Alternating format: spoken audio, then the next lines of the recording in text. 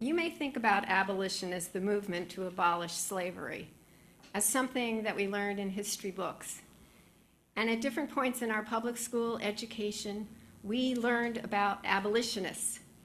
And if you were like me, you may have wondered if you would have been a disciple of Frederick Douglass or Sojourner Truth. Or if you would have been brave enough to join the abolitionist efforts. You may have also imagined how you would show up, how you might have been on the right side of history by attending speeches or advocating for freedom and working for a more just, loving, moral world. Today, in response to the UUA's congregational study action issue called Abolition, Transformation, and Faith Formation, the question before UU Catskills Abolition Group, of which Sterling and I are one of 8, 10 members, it is not if we will show up, but how we will show up for abolition work.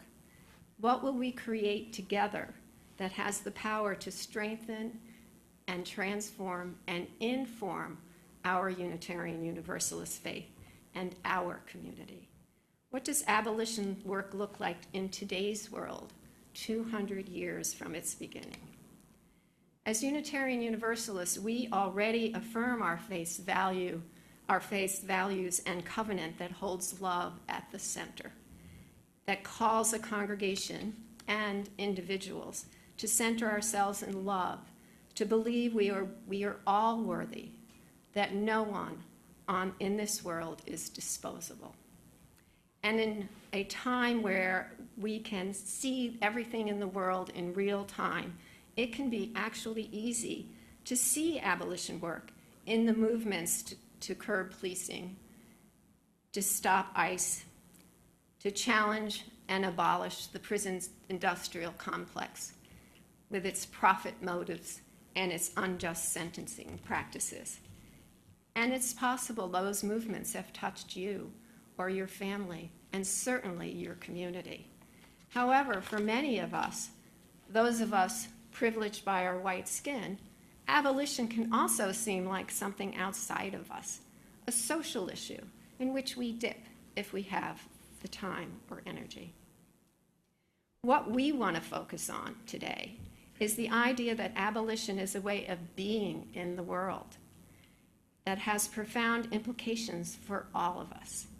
It's a view of abolition rooted in building relationships and nurturing community, as we heard in the story today, and holding one another accountable, not through punishment, but in ways that feed our spirits. In a minute, you're going to listen to a 7-minute video in which UU leaders share their understanding of abolition, and we invite you to think about how our engagement with abolition and its promise of transformation can benefit UU Catskills. So here we go.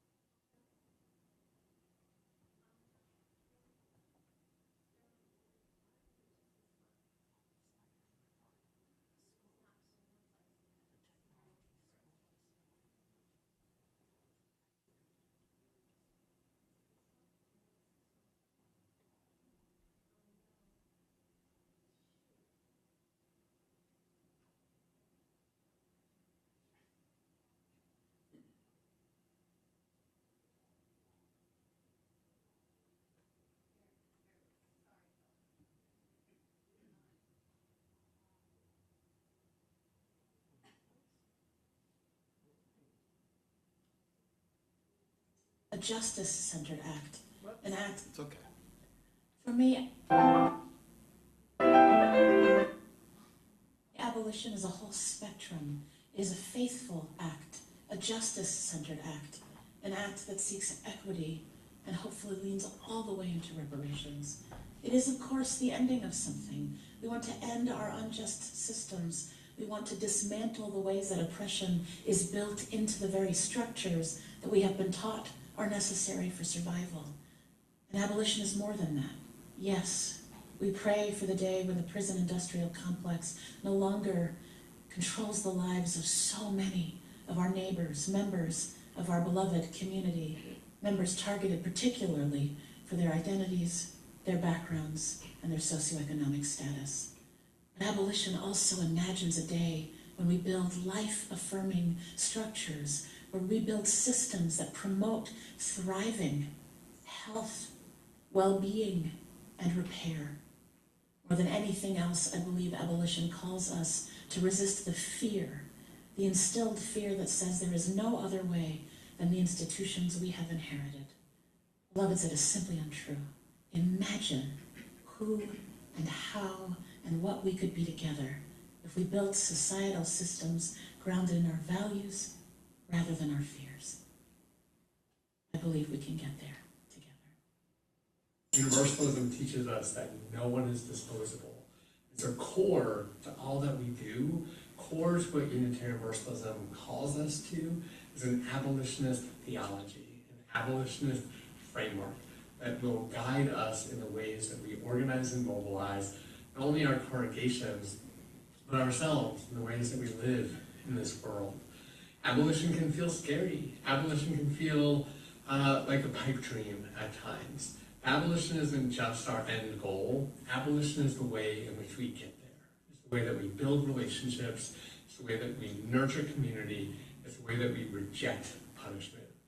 We as Unitarian Universalists understand that punishment is not salvific. That is true not only in death, but in life. So the abolition calls us to be creative, to be innovative, and to know that we can create a world free from suffering. Prison abolition isn't just about tearing down buildings. It's about dismantling the narrative architecture that holds them up. Prisons are built with a myth of disposable people. And if we don't kill that story, we can close every cell today, and the system will simply evolve into a new iteration of the same outcome. True abolition requires narrative transformation. We must replace the infrastructure of stigma with the framework of dignity and economic mobility. We aren't just closing doors. We are redesigning culture so the cage is never an answer again. Abolition means to me is accountability. I lived it. I'm a survivor, a human trafficking survivor within a criminal justice system that I worked for 20 years. The person who abused my children and I has never been accountable.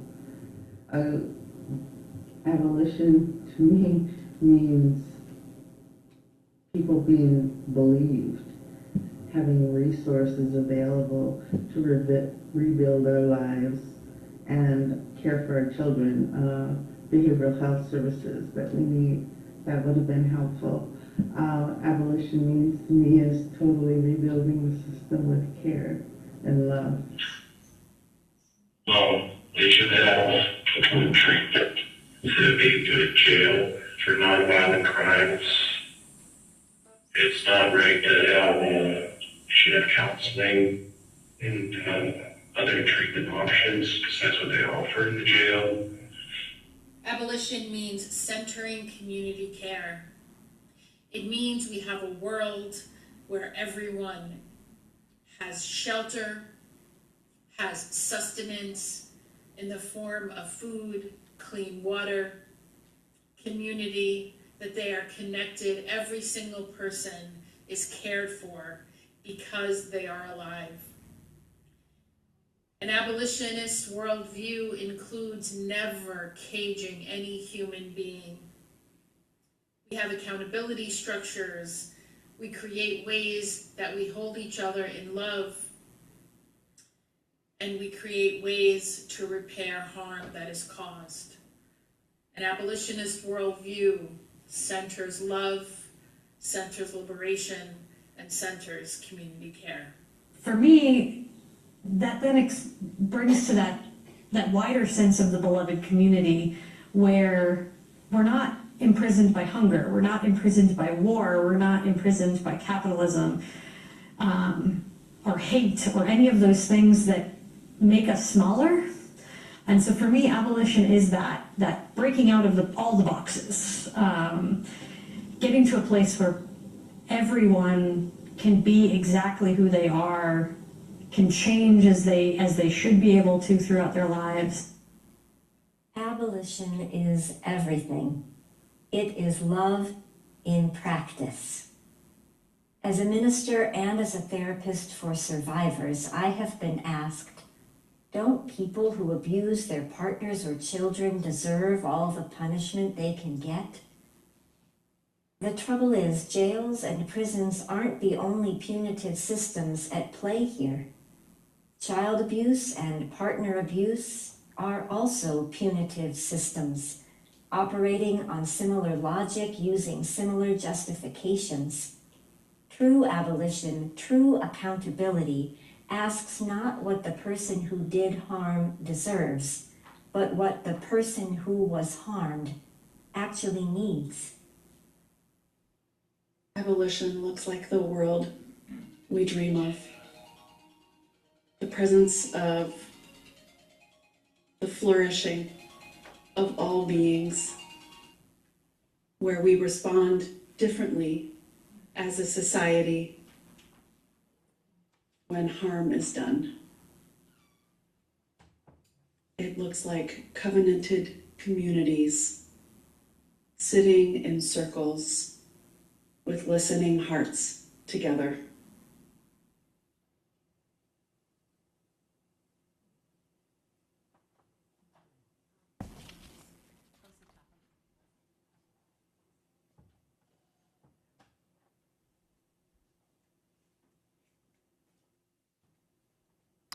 So even if we aren't all on the same page about how to abolish the prison industrial complex, we all know it's wrong. We know prisons are rife with injustice. So we're not going to talk about that today. The committee is working with organizations in this city that are working on these things, like Harambe, like Engine, other organizations. But what we want to talk about today is little a abolition. And there's all sorts of hints when Donna told the story. This is little a abolition is how I'm in relationship with you in this congregation.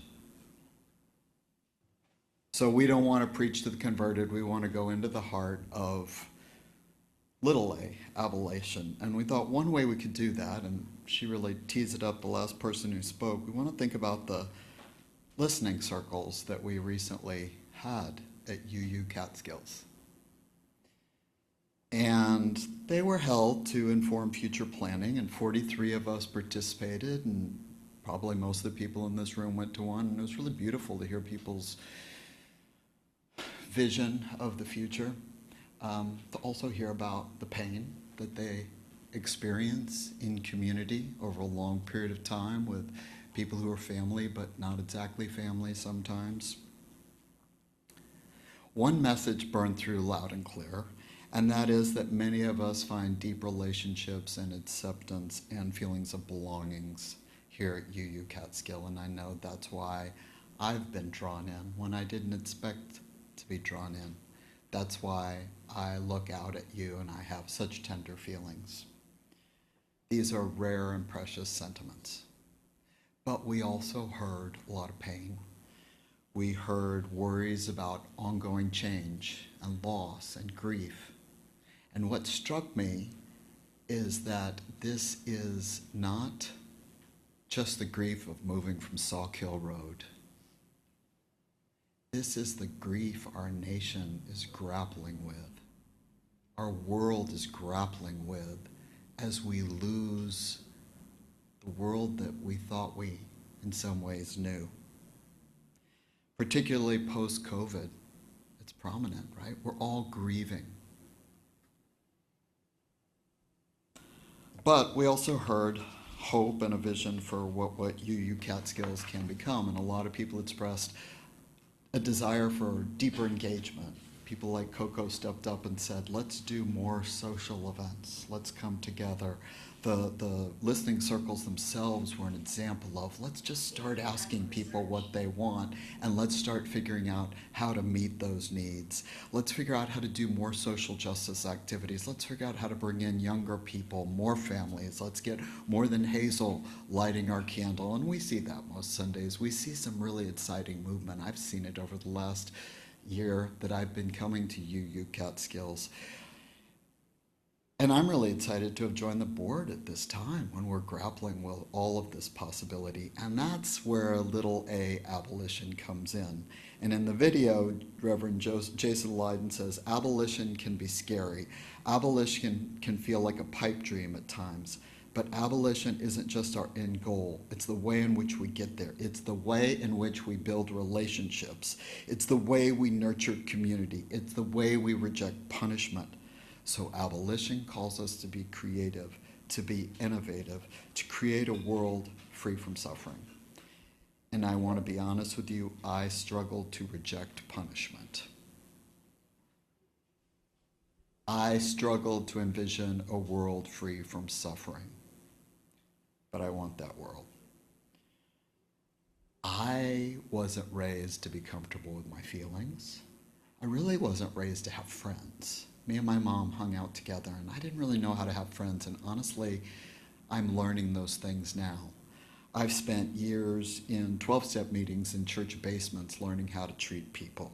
Years of nonviolent communication training, learning how to be in empathy, and I'm married to a therapist who blesses me with a great deal of feedback. And now I'm learning it in community with you, and you know what? Y'all aren't that easy either. Y'all aren't easy. I'm attracted to this congregation because so many people are in their 70s and over. I need that in my life, but you know what? As we get older, we get stuck in our ways a little bit. Some of us are getting a little stuck in our ways, and it makes it hard on each other. And so we've got to counter these legacies. And I had this little list of, what we need to do. If somebody hurts your feelings, you need to apologize and be accountable. I had this whole list here, but you know what? I want to talk about what's real in my life, which is yesterday I had a communication that made me mad as a wet hen. It was from one of you. I don't get mad very often. Also got real sad. I got hurt. And it made me feel bad. And you know what? I don't like feeling bad. I don't like feeling anything. Do know how to write a sharp email. I know how to pile up arguments. Am I going to get uncomfortable with a little A abolition? Am I going to say I can't write an email back? I have to figure out what's going on with myself. I have to journal about it. I have to experience those feelings. I have to talk them through with friends. And I have to talk to that person. And I know that there is broken trust. I hear about broken trust in relationships here, because y'all are a family, whether you like it or not. There's a lot of broken trust in every family. But one thing my mother did, God bless her, was she taught me, if you don't want to die alone, you got to be in relationship with people. She didn't raise me to know that. I remember one time we were walking down the street and she said, I realized if I smile at people, they smile back. She wasn't kidding. She was experimenting with how to be in relationship with people. And I like to just cut people off. You hurt me. I'm going to cut you off. But my wife, dang it, she doesn't let me do that either. In psychoanalysis, I heard it's called rupture and repair. And it is very uncomfortable. We're going to have all sorts of things with the committee that we can do to fight prison industrial complex, to be in relationship with the organizations doing great work in this community, but we also have this work we're showing up to do. And it is about being in relationship. And so I'm going to take on the idea of being uncomfortable in myself. Little A Abolition, my commitment to you in the coming days and weeks and years is to be uncomfortable. And I would really love it if you would join me in that.